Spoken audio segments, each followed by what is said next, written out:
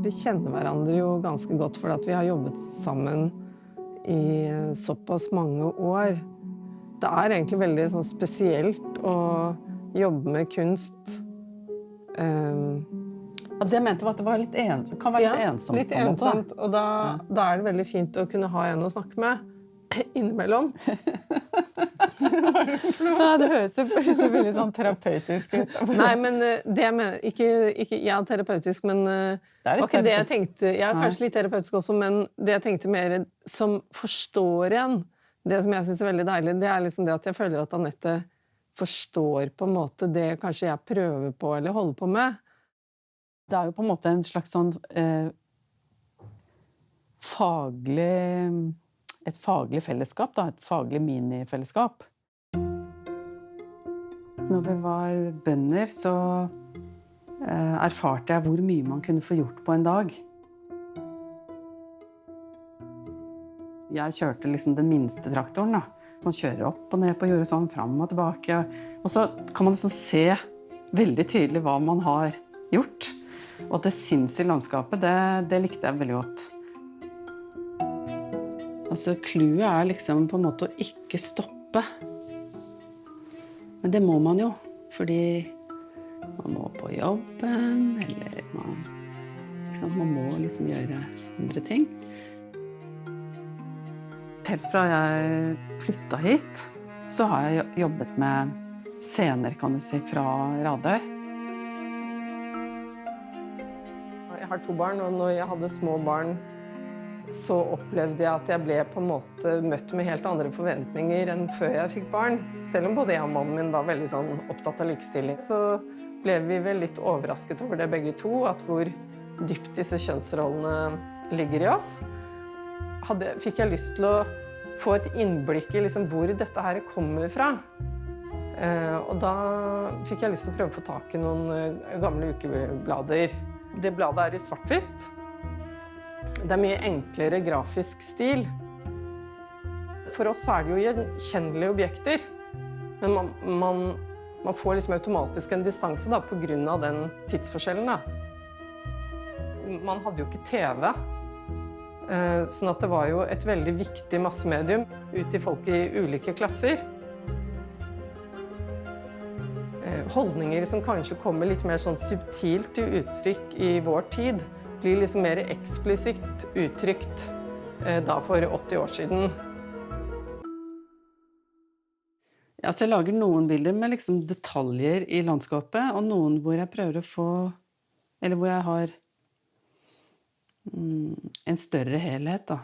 Jeg jobber i flere lag for å få en overflate eller en flate som jeg synes er mer interessant. Altså, ja, det gir en større variasjon, da. Så jeg prøver å, kan du si, presse på en måte tresnittet mitt mot en større stofflighet, eller... Og det er spennende å se, er det noe nytt jeg kan gjøre i tresnitt nå, liksom? Jeg har jobbet mye med en begrenset fargepalett. Og i det siste så har det gjerne vært Scarlet rød, oker, Talo blue og hvit. Og kanskje noen svarte detaljer. Så tenkte vi at denne utstillingen, siden det var såpass stort volum, så kunne vi jo også bruke denne anledningen til å synliggjøre på en måte ulikhetene i våre prosjekter, som har jo alltid vært veldig synlige for oss. Jeg liker veldig godt å ha tekst på bildene, og jeg har jo også vært veldig interessert i plakater. Plakaten har jo ofte et veldig, eller har kanskje som ideal å ha et mer entydig budskap, så er ikke det noe mål for meg.